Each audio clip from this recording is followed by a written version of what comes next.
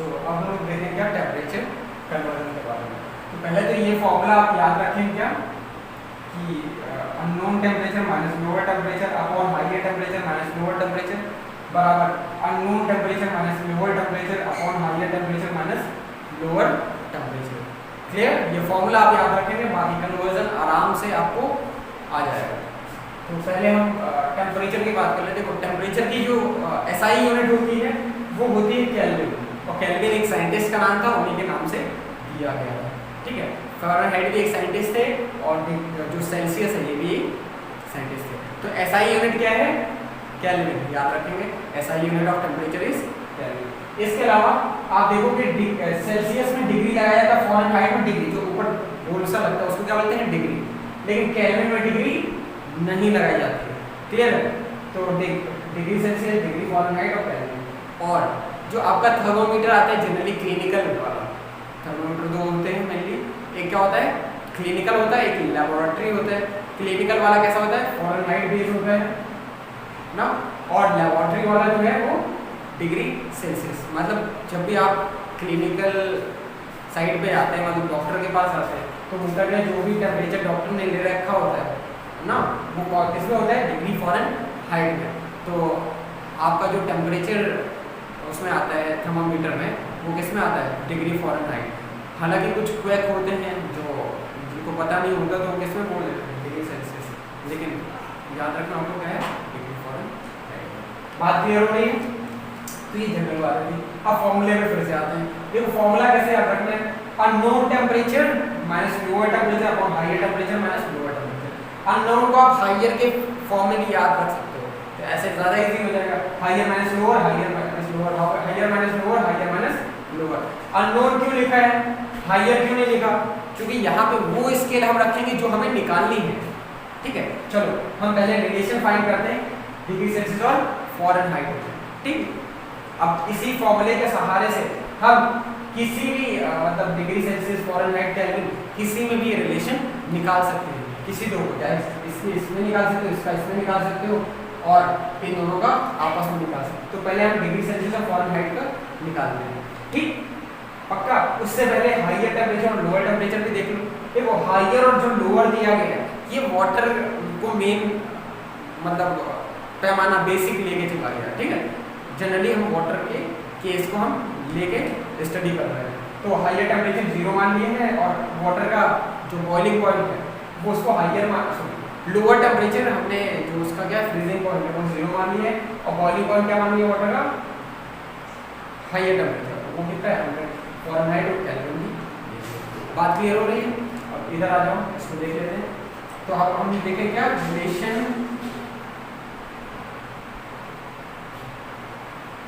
Between degree Celsius and Fahrenheit, degree Fahrenheit.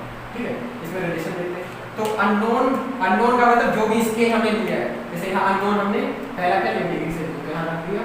Unknown क्या है? Scale हमारे पास टेम्परेचर डिग्री सेल्सियस। अननोन मतलब हमें निकालना है ना, पता नहीं है, तो डिग्री सेल्सियस कर दिया। ठीक है, minus lower temperature degree Celsius में कितना है?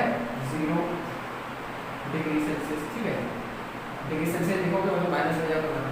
हायर का देखो, हायर कितना है? 100। ठीक, माइनस लोअर कितना टेम्परेचर? 0 डिग्री लगा दो, लगाना चाहो।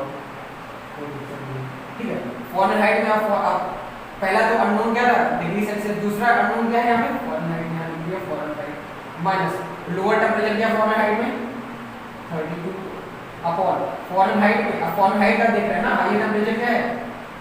2112 डिग्री लगाना शुरू लगा, माइनस लोअर टेम्परेचर कितना है? 32। सॉल्व करो इसको। तो अगर सॉल्व करके देखें, इसके नीचे आपका देगा, यहाँ आपको दिखाई नहीं दे रहा होगा तो मैं इधर कर देता हूँ। डिग्री सेल्सियस में 0 माइनस करो ना, तो ये क्या है? अननोन है। अननोन मतलब जैसे A, B, C आप लोग मैथ में x मान लेते हो, ऐसे अननोन हमने क्या माना? इसको C माना और इसको क्या माना है? F माना है। क्लियर? तो अब साइंटिस्ट ने हमें सिंबल दे दिया एक पर्टिकुलर डिग्री सेल्सियस को ऐसे लिखे, नहीं तो S भी मान सकते थे, A भी मान सकते थे, B भी मान सकते थे। क्वेश्चन भी आता है ना, आपने सॉल्व भी किया होगा, याद हो तो अभी एक क्वेश्चन करा भी देंगे, तो IIT लेवल पे आता है, एक लेवल पे। तो 100 माइनस 0 कितना आएगा? 100। ये तो सबको पता है ना, माइनस करना बराबर F डिग्री माइनस 32 अपॉन, इसमें इसको माइनस करो कितना आएगा, माइनस करके देखोगे तो कितना आएगा 180 करके देखो 0 और यहाँ 11 में से 3 दिया 8 1, ठीक है। अब इसको कट कर दो 0 से 0, क्योंकि ये ऊपर जाएगा ना, इधर डिवाइड इधर जाएगा ऊपर, तो 0 से 0 कैंसिल, समझ आ रहा है।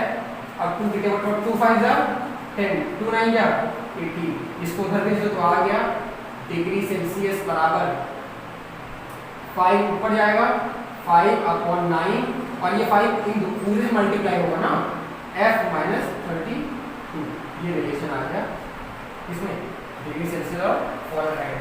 तो यहाँ पे देखो, इसको अगर हम लिख दो, यहाँ पे लिख दो डिग्री सेल्सियस बराबर 5 अपॉन 9 F माइनस 32, ठीक, समझ आ रहा है पक्का। ये रिलेशन होता है, आप बार बार याद रखिए, यहाँ याद करना पड़ेगा, ये फॉर्मूला याद रखो, ये वैल्यू याद रखो, ऑटोमेटिक सॉल्व हो जाएगा। और ये वैल्यू कैसे याद होगी, जब तुम एक बार अभी सॉल्व करोगे ऑटोमेटिक वो भी याद हो जाएगा। बात क्लियर हुई। तो डिग्री सेल्सियस बराबर 5 अपॉन 9 F माइनस 32, ये रिलेशन हो गया डिग्री सेल्सियस फ़ारेनहाइट।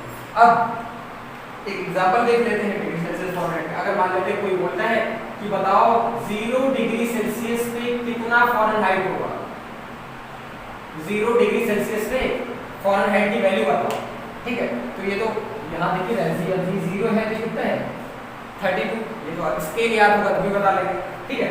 अब आप ऐसे ही पूछ सकते हैं, बताओ 100 डिग्री सेल्सियस पे फ़ारेनहाइट कितनी वैल्यू होगी 2112, ठीक। इसके अलावा ऐसे ही बोल सकते हैं कि बताओ वाटर का बॉइलिंग पॉइंट पे फ़ारेनहाइट में वैल्यू कितनी होगी, वाटर का बॉइलिंग पॉइंट कितना होता है 100 डिग्री सेल्सियस, फ़ारेनहाइट में कितनी वैल्यू होगी। बात क्लियर हुई। हाँ, और बॉइलिंग पॉइंट जो पढ़ाया था तो उस मतलब इस लेक्चर से पहले तो बताया था वाटर का 100 डिग्री सेल्सियस होता है ना, फ्रीजिंग पॉइंट वाटर का 0।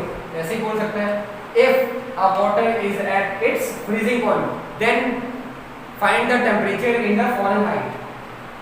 फ़ारेनहाइट में टेम्परेचर क्या हो जाएगा बताओ 32 हो जाएगा, क्योंकि फ्रीजिंग पॉइंट 0 डिग्री होता है। बात क्लियर हुई। तो ये तो सॉल्व हो जाएगा, इसमें तो डायरेक्ट आ गया फ़ारेनहाइट 32। अब इसलिए कराया था कि याद हो जाए वैल्यू, ठीक, याद हो जाएगा। अब अगली वैल्यू मान लेते ले लेता, क्या था कि बताओ अगर जो आपका डिग्री सेल्सियस है ये 20 डिग्री है ना, अगर डिग्री सेल्सियस में वैल्यू 20 डिग्री है तो बताओ फ़ारेनहाइट में वैल्यू कितनी होगी। अब सॉल्व करना पड़ेगा, सॉल्व करो। अब यहाँ डिग्री सेल्सियस की वैल्यू दे दिया गया ना, ये जो अननोन वैल्यू है यहाँ पे दे दिया गया, कितना दिया गया 20, यहाँ देंगे इसमें ये फॉर्मूला था, फॉर्मूला हमें पता है क्या था, डिग्री सेल्सियस बराबर 5 अपॉन 9 F माइनस 32, क्लियर। तो डिग्री सेल्सियस जो अननोन वैल्यू थी वहाँ दे दी गई, कितना दिया गया 20 डिग्री, यहाँ रख दिया हमने 20 बराबर 5 अपॉन 9 F माइनस 32, ये सही हो जाएगा, ऊपर है ना ये नीचे आएगा 4 टाइम्स आएगा, 4 9 जा 36 बराबर F माइनस 32, माइनस उधर जाएगा प्लस हो जाएगा, कितना हो जाएगा 68 डिग्री। मतलब जब आपके सराउंडिंग का टेम्परेचर 20 डिग्री सेल्सियस होगा तो फ़ारेनहाइट में कितना बताएगा वो 68 डिग्री। बात क्लियर हो गई। इसके अलावा और एक एग्जांपल देख लेते हैं। इफ ऐसा क्वेश्चन दे दिया गया, if the temperature of the body is 98 degree Fahrenheit then find the value in degree Celsius. अगर किसी के बॉडी का टेम्परेचर 98 डिग्री फ़ारेनहाइट आया, मान लेते हैं थर्मामीटर, आप डॉक्टर के आ गए, थर्मामीटर रखा, आपका डिग्री सेल्सियस कितना है 90 डिग्री फ़ारेनहाइट कितना है 98 डिग्री फ़ारेनहाइट, तो बताएं डिग्री सेल्सियस में वैल्यू कितनी होगी। तो इसको सॉल्व कर लीजिएगा, ठीक है, सॉल्व करेंगे 37.6 अप्रॉक्स आ जाएगी, ठीक, इसको सॉल्व कर लीजिएगा, समझ आ रहा है। और ये क्या है नॉर्मल ह्यूमन बॉडी टेम्परेचर है, क्लियर हो गया। तो ये बात है रिलेशन डिग्री सेल्सियस और फ़ारेनहाइट की। अब अगला हम रिलेशन देखते हैं फ़ारेनहाइट और केल्विन का, ठीक, लिख लो पहले।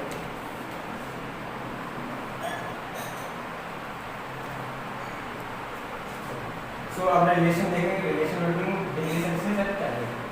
हालांकि फ़ारेनहाइट और केल्विन का भी आप निकाल सकते हो, ठीक है, लेकिन जनरली पूछा नहीं जाता है, मतलब डिग्री फ़ारेनहाइट और केल्विन में रिलेशन बहुत कम आता है ना। और इस फॉर्मूले से आप रिलेशन निकाल सकते हो इजीली, और आपको निकाल के सेंड करना है मेरे व्हाट्सएप नंबर पर।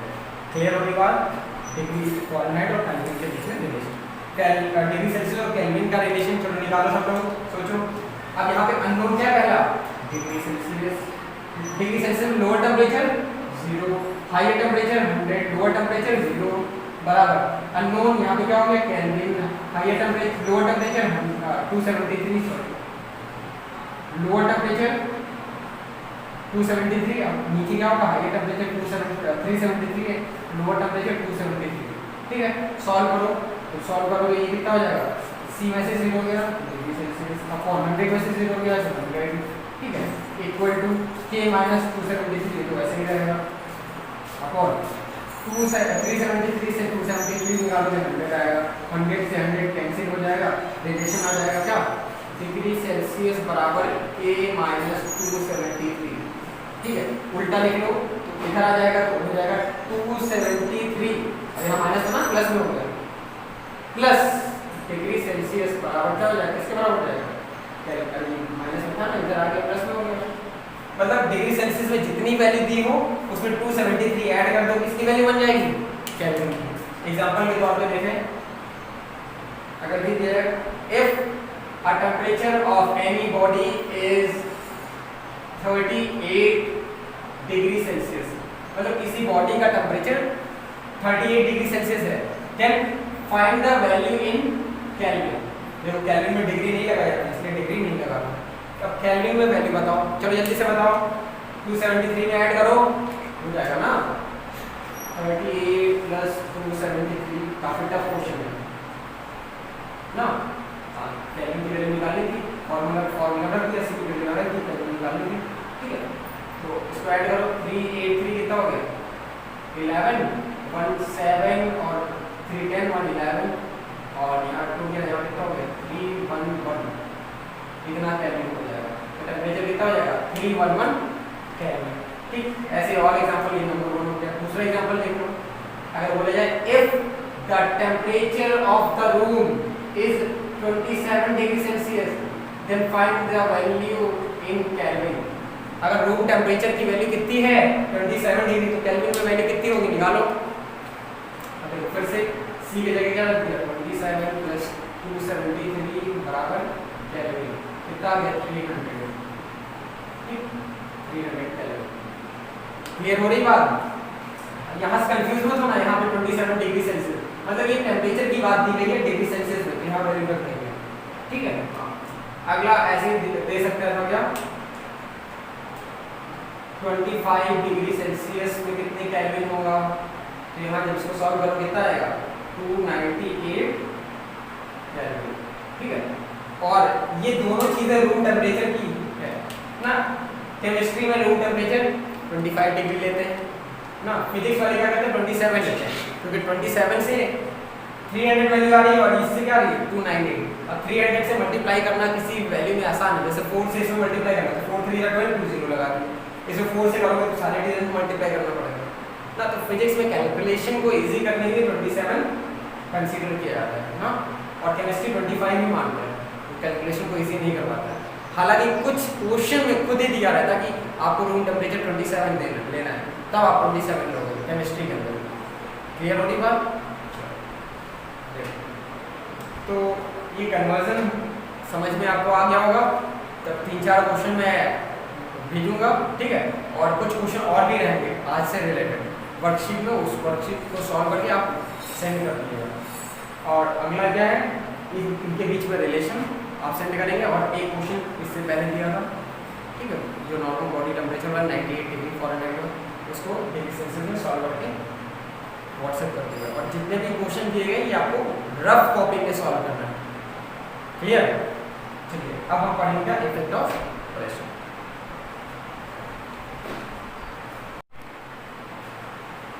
सो अब हम लोग अगला इफेक्ट देखने वाले हैं, effect of pressure on the state of matter.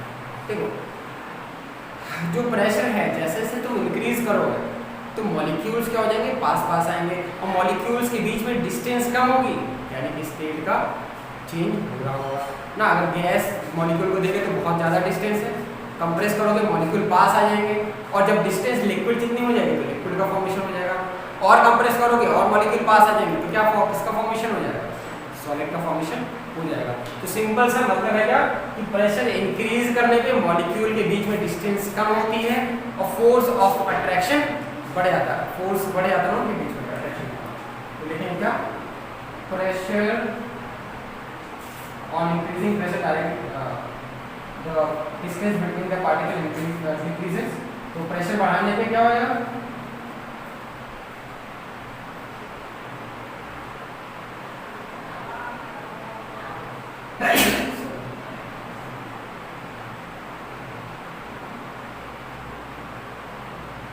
अब देखो इनवर्स है ना, तो distance between the particle is inversely proportional on pressure, on increasing pressure distance between particle decreases. मतलब जैसे जैसे तुम कंप्रेस करोगे पार्टिकल्स बहुत पास पास आ जाएंगे, ठीक है, और पार्टिकल अगर पास आएंगे तो उनके बीच में फोर्स बढ़ेगा कि घटेगा, प्रेशर लगाने पे डिस्टेंस कम होगी और उनके बीच में फोर्स ऑफ अट्रैक्शन बढ़ जाएगा, यहाँ लिख सकते हैं force of attraction directly proportional, ठीक है। अभी जो रिलेशन में लिख रहा हूँ आपको समझ में आ रहा है, इसका मतलब क्या है कि फोर्स, प्रेशर तुम बढ़ाओगे तो फोर्स ऑफ अट्रैक्शन बढ़ जाएगा। फोर्स ऑफ अट्रैक्शन कैसे बढ़ेगा, क्योंकि उनके बीच में डिस्टेंस कम हो जाएगा, तो रिलेशन हो। On increasing pressure distance between particle decreases, pressure बढ़ाओगे तो इनका घटेगा ना, प्रेशर बढ़ाओगे तो डिस्टेंस जो है मॉलिक्यूल का वो क्या हो जाएगा, कम हो जाएगा। बात समझ में आ रही नहीं आ रही, जैसे ये समझ लो ये दो मॉलिक्यूल है, ऐसे समझ लो ये दो मॉलिक्यूल है अपने पास, ठीक है, इसको मैं कंप्रेस कर रहा हूँ लगातार, कंप्रेस कर रहा हूँ ऐसे दबा रहा हूँ ऐसे, तो क्या होगा इनके बीच में देखो पहले डिस्टेंस ज़्यादा है ना, कंप्रेस करोगे तो क्या होगा, डिस्टेंस लगातार कम होता गया, और डिस्टेंस कम होगा, जितना distance come force of attraction उतना ही ज़्यादा। तो कंप्रेसिबिलिटी या फिर बोले प्रेशर को कंप्रेसिबिलिटी है ना, तो प्रेशर लगाने में या कंप्रेस करने में पार्टिकल के बीच का डिस्टेंस कम होता है, जिसकी वजह से उनके बीच फोर्स ऑफ अट्रैक्शन बढ़ जाता है। और फोर्स ऑफ अट्रैक्शन का ही खेल तो है पूरे लिक्विड सॉलिड गैस में, जिसमें फोर्स ऑफ अट्रैक्शन ज़्यादा, सॉलिड जिसमें थोड़ा कम, लिक्विड जिसमें बहुत कम, गैस, ठीक है। तो गैस को भी हम लिक्विड बना सकते हैं, ठीक है। एक एग्जांपल है देखेंगे, ड्राई आइस, ठीक है। अब देखो ड्राई आइस क्या होता है, पूछा भी जाता है what do you mean by dry ice, तो टिक द करेक्ट ऑप्शन में आता है। तो ड्राई आइस क्या होता है, सॉलिड CO2, मतलब जब कार्बन डाइऑक्साइड सॉलिड फॉर्म में आता है तो उसे हम क्या बोलते हैं, ड्राई आइस। मतलब आइस आपको दिखेगी बिल्कुल सूखी सूखी दिखेगी, ठीक। तो जब भी CO2 सॉलिड फॉर्म में होगा, सोचो CO2 गैस है, सॉलिड फॉर्म में आ गया है, ठीक है, इसकी वजह से आया होगा, प्रेशर की वजह से आया होगा, उसको क्या बोलेंगे, ड्राई आइस। तो solid CO2 is a dry ice. बात क्लियर हो रही है, कैसे हुआ होगा, जब हम CO2 कंप्रेस कर रहे होते हैं, कंप्रेस करते जाते मॉलिक्यूल पास आते जाएंगे ना, मॉलिक्यूल पास आते गए, होगा क्या, एक समय ऐसा आएगा इसमें कन्वर्ट हो जाएगा, सॉलिड फॉर्म में कन्वर्ट हो जाएगा। तो बात क्लियर हो रही है कि प्रेशर इंक्रीज करने पे लगातार डिस्टेंस पार्टिकल की डिक्रीज होगी और फोर्स ऑफ अट्रैक्शन बढ़ेगा। क्लियर। खास बात ये है कि जो सॉलिड CO2 है कभी लिक्विड में कन्वर्ट नहीं होता है, ये ड्राई आइस है। जैसे जैसे तुम प्रेशर डिक्रीज करोगे, प्रेशर लगाया था मॉलिक्यूल पास तक, धीरे धीरे छोड़ोगे तो क्या होगा, प्रेशर रिलीज होगा ना, ये लिक्विड में ना कन्वर्ट होकर सीधा किस में जाता है, गैस में कन्वर्ट हो जाता है, ठीक है, लिक्विड में कन्वर्ट नहीं होता है, ठीक है। तो on decreasing pressure dry ice get directly convert into a gas. तो यहाँ से प्रोसेस ये भी हो सकता है क्या, सब्लिमेशन टाइप, क्या हो सकता है, सब्लिमेशन, ठीक है। इसका एक और है, मतलब बोले तो एग्जांपल डेली बेसिस पे आप देखते होंगे, जब भी खाना बन रहा होता है या फिर चाय आप बना रहे हो केटल में, तो होता है कि ऊपर से आप ढक्कन लगाते हो, तो जो वेपर्स निकलते हैं ढक्कन पे क्या होते हैं, टकराते हैं। ढक्कन जब आपने लगाया है तो जाहिर सी बात है प्रेशर जनरेट किया है आपने, अगर किसी कोई चीज़ ढक के रखा तो जाहिर सी उसमें क्या प्रेशर लगाया है, और प्रेशर लगाओगे तो स्टेट कन्वर्ट होगी। वेपर के मॉलिक्यूल दूर दूर थे, लेकिन प्रेशर की वजह से बहुत पास पास आ गए, और ढक्कन में देखो क्या हो जाएगा, वाटर का डिपोजिशन हो जाता है। क्लियर है, समझ आ रहा है, हाँ। और इस प्रोसेस को हम लोग क्या बोलते हैं, कंडेंसेशन। क्या बोलते हैं? कंडेंसेशन। अब वेपर लिक्विड में कन्वर्ट होना क्या कहलाता है? कंडेंसेशन कहलाता है। बात क्लियर हो रही है? पक्का? और एक प्रोसेस और आता है, तो ये पूरी बात है किसकी? इफेक्ट ऑफ प्रेशर की। हालांकि मुझे लगता है कि बहुत ज़्यादा टफ नहीं था, इसी की तरह आपके लिए, ठीक है। इसके अलावा एक और खास बात है, वो क्या है देख लो, डिस्टिलेशन एक प्रोसेस आता है, ठीक है। और डिस्टिलेशन 8 से 7 क्लास में जब थे तब भी आपको बताया गया था, मतलब थोड़ा बहुत। तो डिस्टिलेशन होता क्या है? इस डिस्टिलेशन की मदद से हम लोग एल्कोहल का फॉर्मेशन करते हैं, ठीक। डिस्टिलेशन क्या है देखो,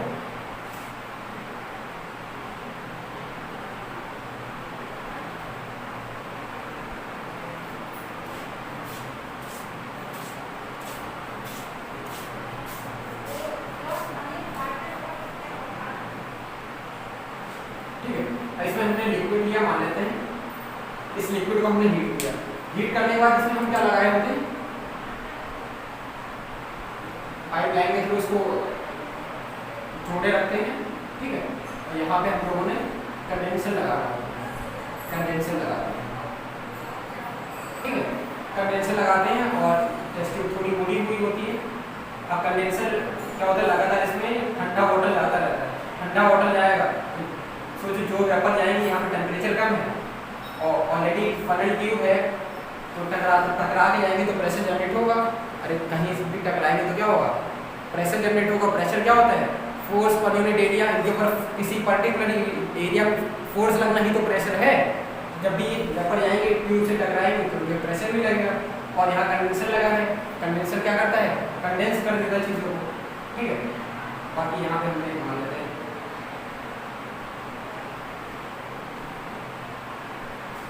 यहाँ लगा के रखिए,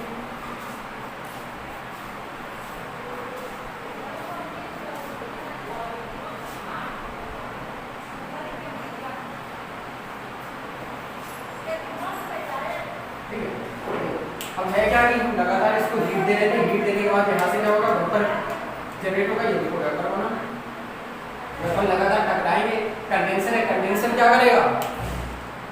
इसको कंडेंस करेगा, वेपर को कन्वर्ट करेगा लिक्विड में, और यहाँ से फर्दर ये किसमें कन्वर्ट हो जाएगा? लिक्विड में। लिक्विड से फिर से ये क्या हो जाएगा? यहाँ पे इकट्ठा हो जाएगा। क्या हो जाएगा? इकट्ठा हो जाएगा। इस पूरे प्रोसेस को कहते हैं डिस्टिलेशन। क्या बोलते हैं? डिस्टिलेशन। डिस्टिलेशन देखो दो प्रोसेस हो रहा है, एक तो ये हो रहा है इवापोरेशन, वेपर बन रहा है ना, वेपराइजेशन या फिर बोले इवापोरेशन। पहले तो इवापोरेशन हुआ, इसके साथ साथ यहाँ पे क्या हुआ? ये जो गैस जो है, वेपर जो है, इसमें कौन होता है? लिक्विड में, तो ये कहलाएगा कंडेंसेशन। तो डिस्टिलेशन ऐसा प्रोसेस है जिसमें इवापोरेशन और कंडेंसेशन साथ साथ होते हैं, उस प्रोसेस को क्या बोलते हैं? डिस्टिलेशन। तो लिख लेंगे when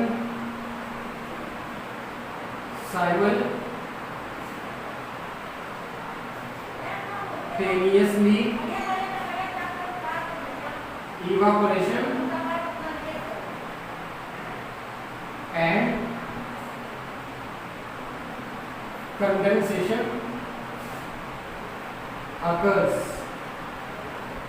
then the process is known as distillation, ठीक है। साइमल्टेनियस कंडेंसेशन और इवापोरेशन कहलाता है क्या? डिस्टिलेशन। जब भी इवापोरेशन के साइमल्टेनियस साथ साथ ना, इवापोरेशन के साथ साथ कंडेंसेशन भी होगा तो प्रोसेस क्या कहलाता है? डिस्टिलेशन। और इसी डिस्टिलेशन की मदद से हम अल्कोहल का फॉर्मेशन करते हैं। देखो अल्कोहल में करते क्या है, मान लेते हैं यहाँ पे हमने ग्रेप्स ले लिए, ठीक है, और यहाँ पे वाटर ले लिया। जो बियर बनता है वो क्या होता है? फल का जो फ्रूट का जूस ही होता है ना, ले लिया। अब ग्रेप्स में क्या होगा? शुगर्स होती है, ठीक है, उसमें हम ईस्ट मिला दें, क्या करेगा? वो शुगर को डाइजेस्ट करेगा, एल्कोहल में कन्वर्ट करेगा, ठीक है। फर्दर हीट करोगे तो एल्कोहल का जो बॉइलिंग इवापोरेशन पॉइंट या फिर बोले बॉइलिंग पॉइंट कम होता है वाटर से, वाटर का बॉइलिंग पॉइंट 100 और एल्कोहल का लगभग 80 बताया था। तो एल्कोहल जल्दी वेपराइज होगा, वाटर लगातार बना रहेगा, एल्कोहल वेपराइज होगा, वेपर के फॉर्म में जाएगा, तो टकराएगा, कंडेंस होगा और टिप टिप करके यहाँ तक गिरेगा। अब सोचो तुमने टेम्परेचर केवल 90 तक ही इंक्रीज किया, 100 नहीं ले गए, 100 नहीं ले गए, क्या यहाँ से पानी निकल के जाएगा, पानी वेपराइज होगा? नहीं होगा, और होगा भी तो बहुत थोड़ी सी मात्रा में होगा। वाटर वेपराइज भी होगा तो बहुत थोड़ी मात्रा में, बाकी आपको एल्कोहल मैक्सिमम अमाउंट में आपको मिल जाएगा। एल्कोहल मैक्सिमम अमाउंट में मिलेगा, ये जो एल्कोहल होगा क्या होगा, प्योर एल्कोहल। ठीक, तो एल्कोहल को वाटर से एल्कोहल बना, पहले तो यहाँ एल्कोहल बनाया, फिर एल्कोहल को वाटर से सेपरेट कर दिया। तो एल्कोहल बनाने में कौन सा प्रोसेस हमें वर्किंग में लाना होता है? डिस्टिलेशन। क्लियर हो रही बात? So this was about the today's lecture. अब अगले लेक्चर में हम लोग फर्दर इवापोरेशन पढ़ेंगे।